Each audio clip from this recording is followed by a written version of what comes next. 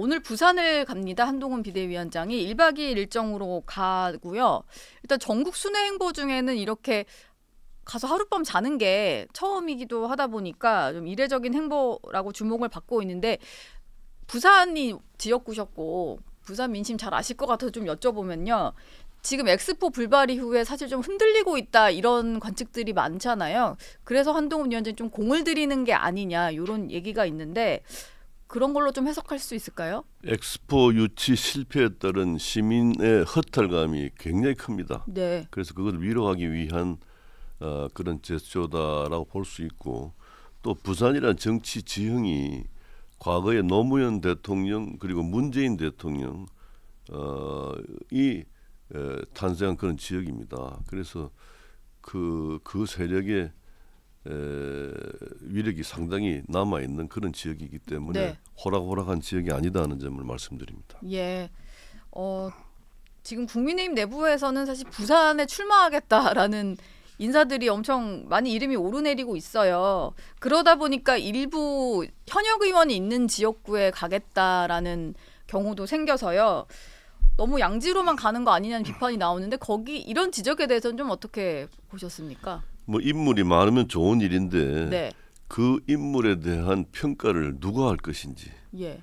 소수의 당 주도 세력이 할 것인지 아니면 그 지역 주민들이 할 것인지 놓고 볼 때는 지역 주민들에게 평가의 기회를 주는 것이 너무나 옳은 일 아니겠습니까? 예. 그래서 지금 현재 부산 출신의 스타들이 많이 탄생해가지고 고향에 가서 국가 발전을 위해서 역할을 하겠다 하는 건 아주 환영한 일입니다만은 거기에 대한 선택은 절대 소수의 세력가들이 해서는 안 되고 반드시 지역 주민들이 참여할 수 있는 민주적 경선의 제도 틀의 속에서 평가를 받아야 된다 하는 점을 말씀드리고 싶습니다.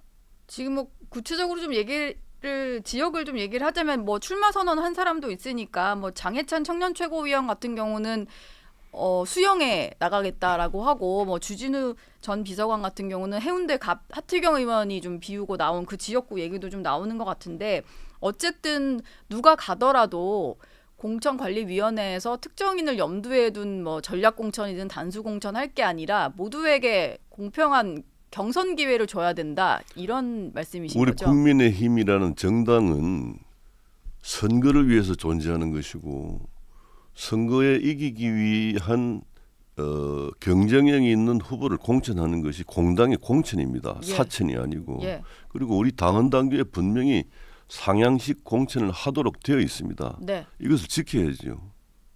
이것을 지키지 않으면은 또 다른 불행이 다가오게 되어 있습니다. 이 점을 제가 좀 미리 좀 말씀을 드리고 싶습니다. 예. 대표님도 예전 지역구인 부산 영도에 좀 그 지역민들이 출마 요청을 하면서 고심하신다 뭐 이런 얘기가 있던데 지금 현재 상황은 좀 어떤 건지 궁금합니다. 확실히 좀 마음 굳히신 건가요?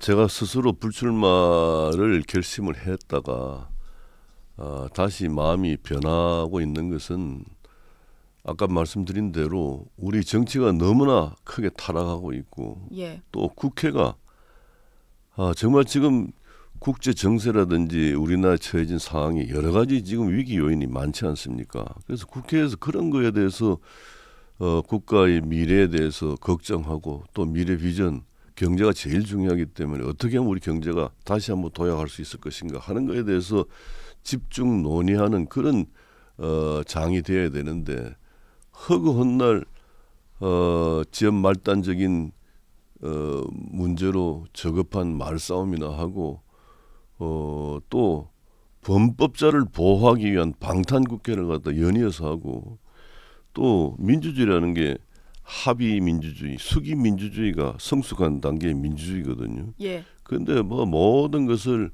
일방적인 표대결로 하고 뭐 이런 입법 독재로 흐르고 그래서 이러한 모습을 도저히 지켜볼 수가 없습니다. 그리고 가장 민주주의가 실행이 되어야 할 정당에서 완전히 반민주적인 분위기로 지금 바뀌어 가지고 있고 현재 민주당은 완전히 이재명 사당이 되어 있지 않습니까? 예.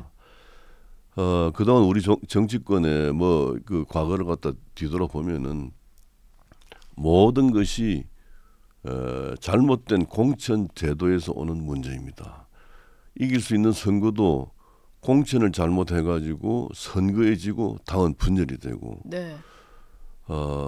이런 일이 계속 4년에 한 번씩 지금 반복되고 있습니다. 이것은 이제 그만 중단시켜야 됩니다. 그래서 예. 그런 거에 대해서 문제 해결을 갖다 좀 해야 되겠다 하는 그런 강한 사명감 때문에 불출마의 마음을 번복하고 지금 결심을 좀 굳어가고 있는 그런 과정이 있습니다. 그런데 출마 후보군으로 좀 여러 장차관 출신 인사들도 거론이 되고 뭐 대통령실 참모도 있고 그 지역에 좀 나오려는 인물들 이름은 많이 오르내리는 것 같아요. 만약에 그렇다면은 당연히 아까 말씀하신 대로 경선을 통해서 그 지역 유권자들의 판단을 받아봐야 된다 이런 입장이신 그게 거죠? 무슨 방법이 있겠습니까? 예. 한 곳을 두고 여러분이 연구가 있어가지고 내가 내 지역에 가서 지역 주민들의 대표가 되어서 국회에서 국가 발전을 위해서 한번 몸을 던져보겠다. 그러면은 그 중에 누구 한 사람 선택을 해야 되는데 네. 이것이 권력 또는 소수의 세력이 낙점을 하는 것이 옳으냐? 아니면 민주적 절차에 의한 자유 경선에 의해 가지고 주민의 뜻에 따른 또 당원의 뜻에 따른 대표를 갖다 선출하느냐 하는 것은 자명한 일이죠. 예. 그래서 민주적 절차를 갖다가 밟아야 된다. 그리고 그 경쟁하는 과정에서 스타가 탄생하는 겁니다. 네.